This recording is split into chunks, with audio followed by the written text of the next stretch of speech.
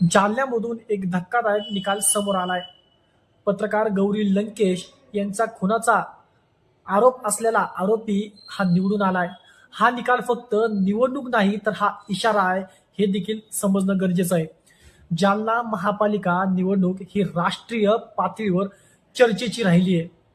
पत्रकार गौरी लंकेश हत्या प्रकरणातील आरोपी नालासोपारा स्फोटक प्रकरणात जामिनावर बाहेर असलेला संशयित श्रीकांत पांगरकर हा निवडणूक जिंकतो म्हणजे हे लोकशाहीसाठी घातक आहे. प्रभाग क्रमांक 13 मधून स्वतंत्र उमेदवार म्हणून विजय तर भाजपसह इतर पक्षांचा देखील पराभव करतो.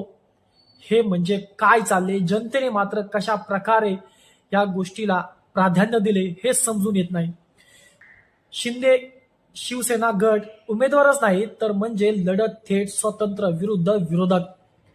गुन्हेगारी आरोप असलेले लोक सत्तेत जात असतील तर लोकशाही सुरक्षित आहे का, हा देखील प्रश्न आता प्रत्येकाच्या मनामधून उपस्थित होताना दिसतोय. हा मुद्दा फक्त जालन्याचा नाही तर हा प्रश्न आपणा सगळ्यांचा आहे.